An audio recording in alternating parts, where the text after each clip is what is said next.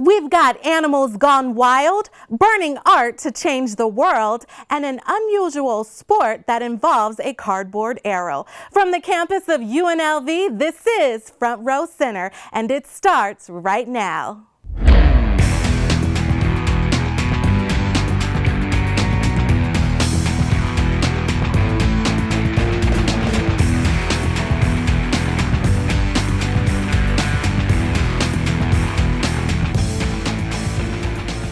Welcome to Front Row Center. I'm Honey Love. And I'm Portia McLaurin. You see them on the street corners spinning signs for local businesses, but it's much more than advertising. It's now become a sport.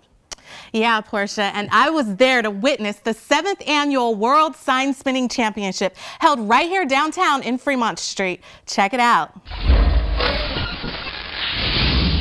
The best sign spinners in the world came to Las Vegas to show off their skills by competing in the 2014 World Sign Spinning Championship.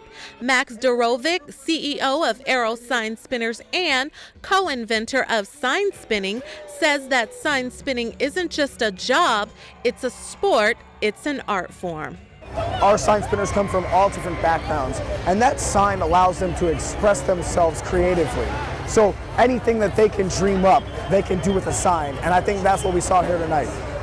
What started out as just a job 4 years ago for Washington, D.C. resident and 2012 sign spinning champion Kadeem Johnson has now transformed into a lifestyle and career. At first I was like, I can't do none of this, so I try to practice hard, and then I ended up being the world champ 2012. I get paid to have fun, basically. Yeah, so I love it. I wouldn't train, I wouldn't do nothing else. The judges score on a total of 30 points each, and performances are based on technical ability, style, and execution. Drops really hurt you, and we encourage all the spinners to dance and get the crowd into it. The winner will receive a gift certificate to Zappos, a cash prize, and most importantly, bragging rights. I'm putting on all my tricks I ever invented. I'm just so excited to show everybody what I can do. In the final round of the two-day competition, the best of the best held no punches, showing off never-seen-before tricks and combinations, and in the end, the champion was left standing.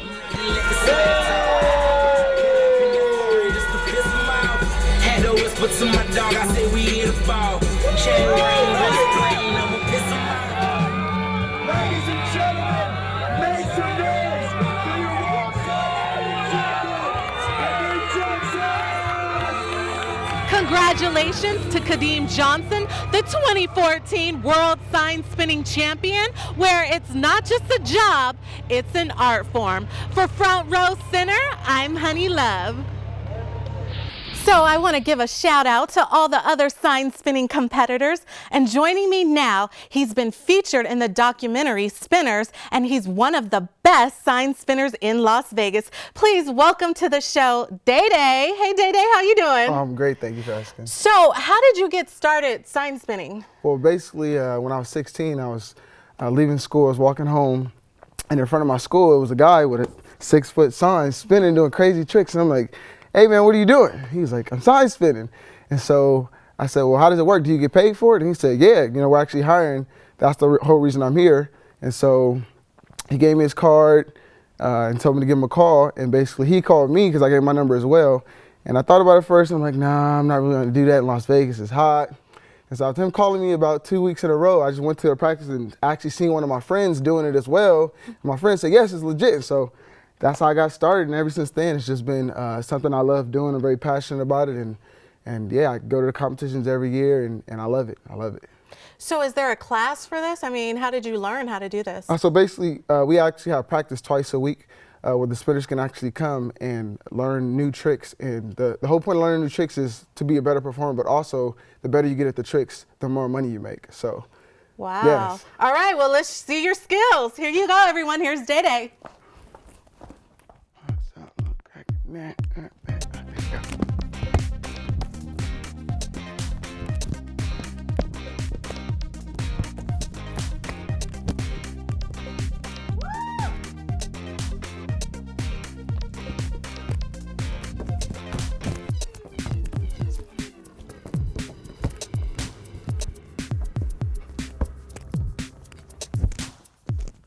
All right now, get it.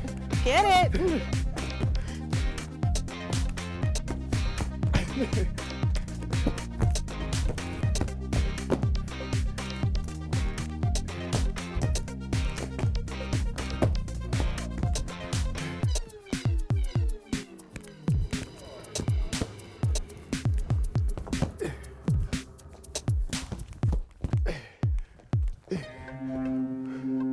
Uh-oh.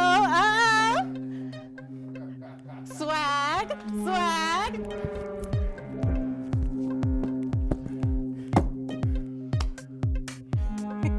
All right, now I see you.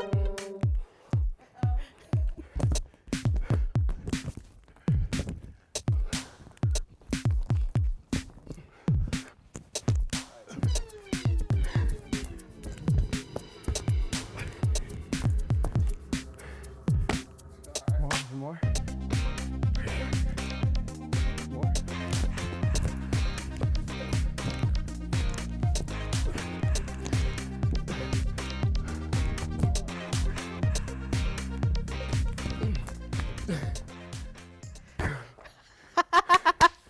Good job, good job. You fancy, huh? Oh, yeah. Thank you so much for joining us. Coming up, meet an artist who's been mixing two unlikely mediums to create unusual three-dimensional artwork. Front Row Center will be right back. Stick around. When doctors told me I would never walk again, somehow I knew I would. Whether you need support in a tragedy or just to make it through a bad day, prayer can make a difference. America, let's come together by believing with each other. Hi, and welcome back to Front Row Center. It can be a challenge when it comes to making original artwork. There are so many different ideas already out there. But reporter Mateo Holly met one local artist who managed to break the mold.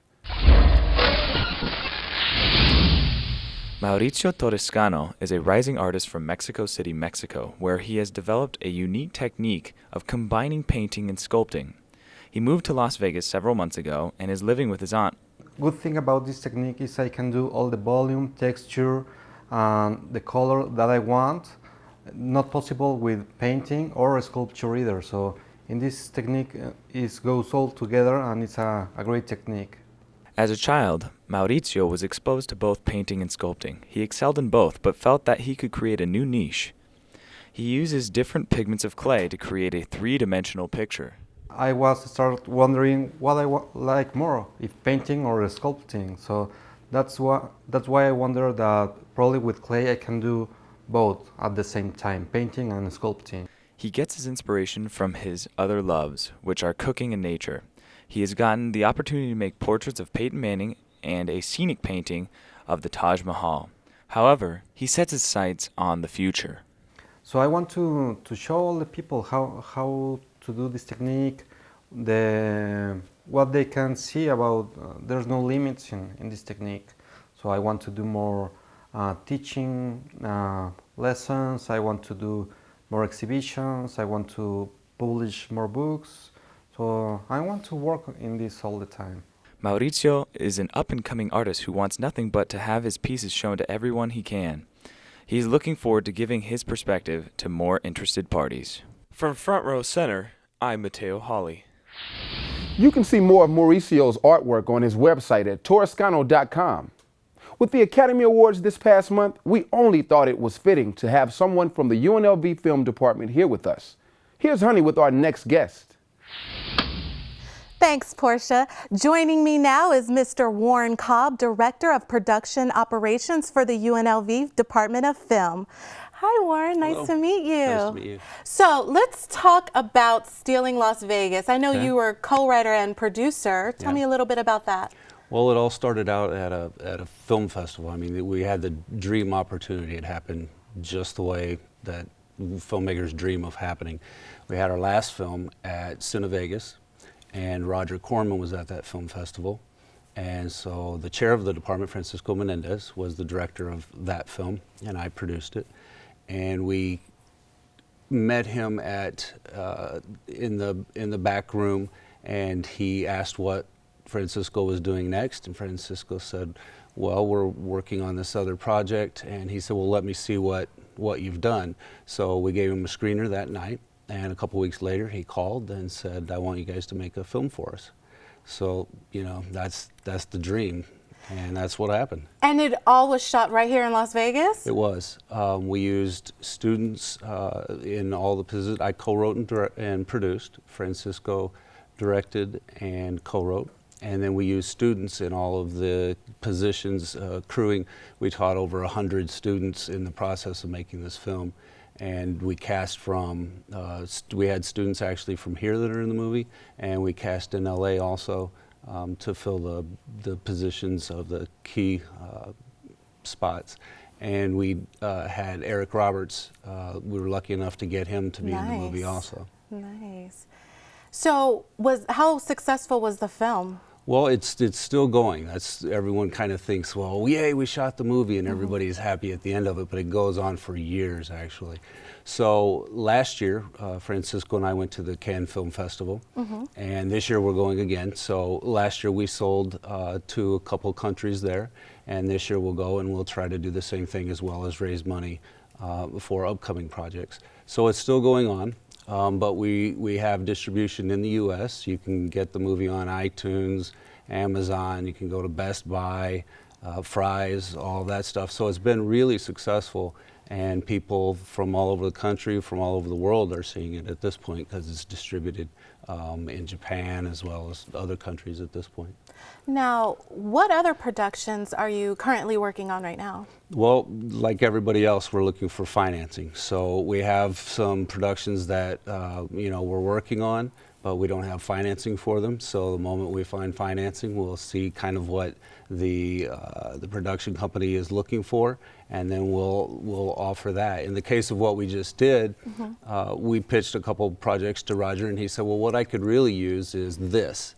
Why don't you write me something on that? So that's what we did.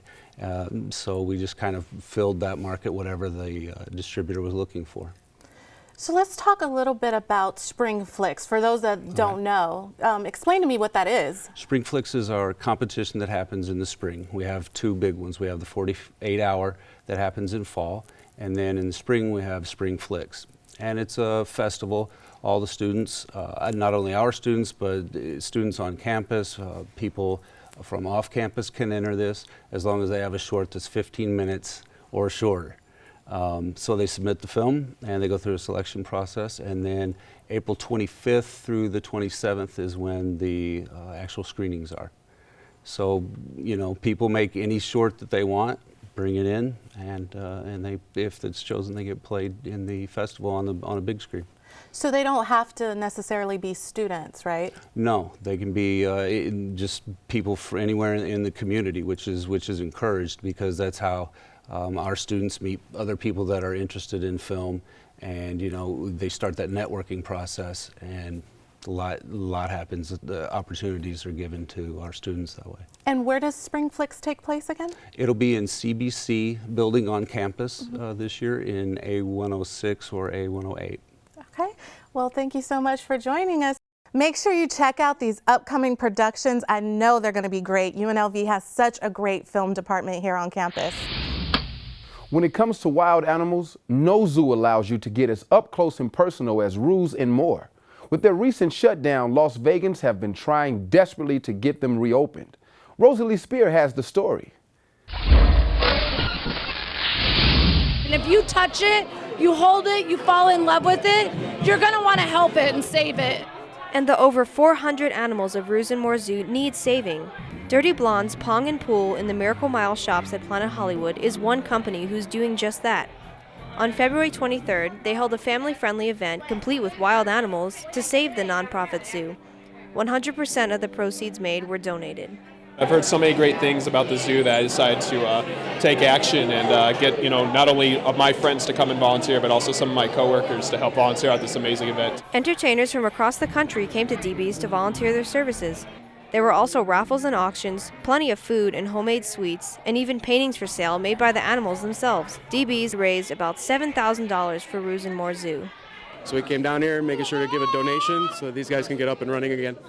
Rosin More Zoo was shut down not because the animals were mistreated, but simply because they don't have a parking lot or enough public restrooms for their human visitors. Since its closing, they have been doing everything possible to raise the about $300,000 needed to reopen. At first, a lot of us went, okay, this may be it, and then we got literally thousands of people coming to us say, please stay open. And so we said, okay, because we had so much support, we're going to fight. We're just pleasantly amazed at how much support we're getting from the community. Rosin More Zoo is not only the only zoo in Nevada, but it offers an experience unlike anywhere else.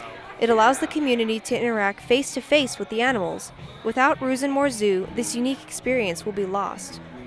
You can kiss a camel, pet a zebra, cuddle with an otter. I mean, we're unique to any other zoo in that way. It's the only zoo left in Nevada, so we're trying to save it. I'm here with Dakota Mundy from Rosin More Zoo. We're here at a charity event today to help raise money to reopen them. They still need to raise about $100,000. If you'd like to donate, go to gofundme.com/SaveTheZoo. For Front Row Center, I'm Rosalie Spear. Supporters are very optimistic that the zoo will raise enough money to reopen in the next few months. After the break, we're going to tell you more about a new art project that's going on downtown. Stick around. We'll be right back. NFC, AFC, offensive linemen, defensive tackles, quarterbacks, and cornerbacks are all living united to ensure the academic success of millions of kids in our communities all the way to graduation day. But that won't happen without you.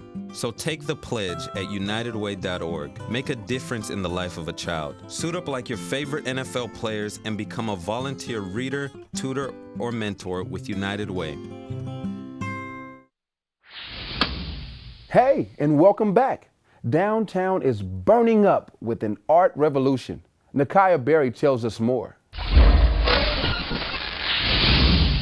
It might look very strange with the lasers and the beats and stuff, but when people get down here, they're going to feel that there's like a very friendly vibe. The Life Cube is located in a free parking lot on Fremont and 9th Street. It's an interactive experience that anyone can contribute to. I seen it from across the street. I was like, wow, where's the music coming from? There's people having fun, and there's a fire pit. The Las Vegas community can paint on the Life Cube and write their wishes on a wish stick to put into the cube. So I've always believed that if you write down your goals, dreams, wishes, and aspirations, the probability of it happening increases. People have access to the cube 24 hours a day, and where anyone can reach, it's free game to paint. They're staying out in the cold and up early if they're off work. As soon as they get off work, they're down here. And I've been donating about 16 hours a day to this project. I couldn't be happier. I just want to keep doing it. People come at all hours of the day and night, play music, tap dance, sing, play instruments, and paint, and write down their wishes. And I'm like, guys, I'm exhausted. I gotta go. I gotta shut the lights off. And they're like, oh, we have the moon. We'll keep painting. I heard they burn it down in like a few weeks. The date is 3/2/1, March 21st. Burn. The burning of the Life Cube on March 21st may leave some people asking why. As artists, we paint stuff. It gets bought. We don't see it again. So it all goes away anyways. When we light it together, the spirit of the fire gives it energy and puts movement into our words and helps it all send it to the universe. It's really fun, and I mean really fun, to have a fire that big. Well, the more people we can get down here, the more love and energy we can get, the better. Write down your goals, dreams, wishes, and aspirations. It works. There's magic in that cube. As a mission to connect art with the community, make sure to stop by the Life Cube and write down your goals and wishes. Reporting for Front Row Center, I'm Nakiah Berry. That's going to be an interesting thing to see on March 21st. So make sure you take plenty of pictures because once it burns, it's gone for good. Well, downtown is becoming the hottest art scene for local artists, and you can catch this next performer spitting poetry at Words in Motion third Thursday's open mic from 7 to 9 p.m. at Wild Restaurant. Or you can listen to her on The Takeover on 91.5 The Rebel HD2, Wednesdays from 8 to 10 p.m. Joining us with a little poetic justice, please welcome to the stage Brandy with an I, Prince Madison. I look at you and see me. Everything I am and everything I used to be. Your pain runs deep, I see that you're hurting. Weak beneath the surface that you paint so perfect with your glitter and your glam. I see the wrinkles on your hands and face that tell of long nights and even longer days. I see that you're afraid afraid of what they may think or what they may speak, if they knew your true inner being. So you go on being everything they ask of you, everything they programmed in you, everything you know isn't true, yet continue to do, because they might just judge you if they knew the real you, might not love you if they knew the real you. But what if I told you they love you anyways?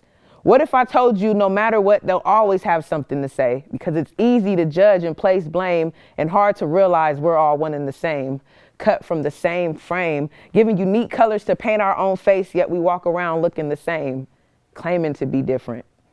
Different is a matter of opinion, and in my opinion, you should just live. Forget their expectations, forget their adaptations. It's your face you're painting. And at the end of the day, when it's time to wash it all off, who else knows how hard it was to pull it off but the one who sees it all? And those aren't the colors that he gave you, aren't the colors that he made you. They named you violet and he designed you crimson, the color of the bloodshed that cleanses us of our sins. They named you violet and he designed a diamond. Beautifully crafted, displaced in the rough, can cut anything but have no idea what you're made of, because they named you, what they thought they made you, what they dreamed you'd be, what they needed you to be. But he sees the real you and the you that they've made you. If only here or I could save you, but only you can paint you. I can see you in me, and I can see me in you, but I can only paint my face to be what I want to see in you, the truth. I can love and not judge the blues, greens, and pinks that I see in you. I can promise that no matter what, my colors are true, and no matter what they think or speak of you, he and I love you, the real you. Good job. I love that message. Don't judge. Don't judge, everyone. Don't judge. So, Brandy, when did you start writing poetry? About like 13, 14. And how'd that come about? Just writing feelings in my diary. I'm big on composition books. I used to always write in composition books. And I wrote this one poem a long time ago.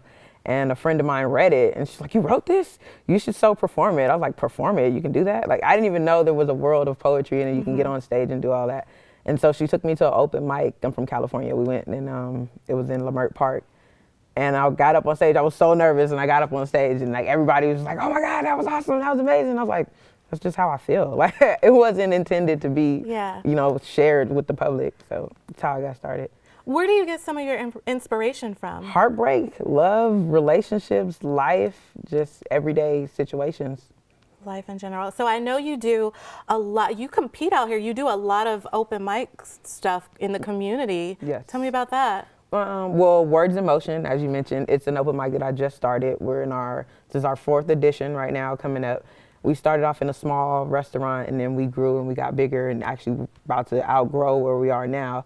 And it's pretty much a place to let people come in and share their feelings and their emotions on an open platform. We encourage you to come in, even if you're not, at a professional level. You just have feelings that you wrote down. You want people to hear it, and we're here for you to listen. We're here to listen to you. Yeah. And we love listening. Thank you so much for coming on the show.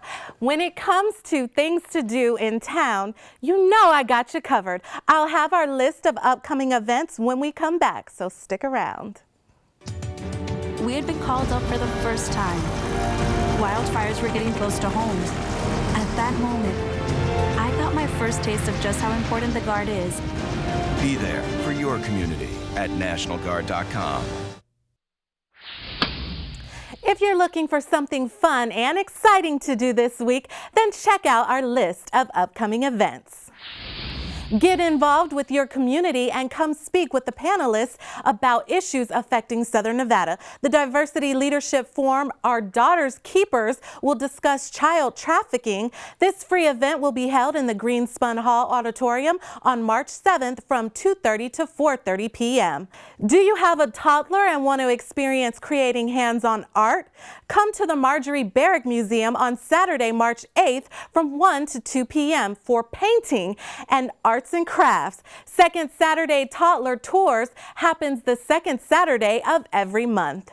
If you love modern dance, Utah's Repertoire Dance Theater will be at UNLV to showcase Elements on March 8th. The show focuses on the elements of air, earth, fire, and water. It will be held in the Artemis Ham Concert Hall from 8 to 10 p.m.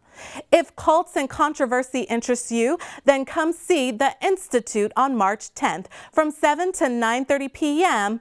at the Frank and Estelle Beam Hall. This film fuses elements of counterculture, religion, and street art. This show is free and open to the public.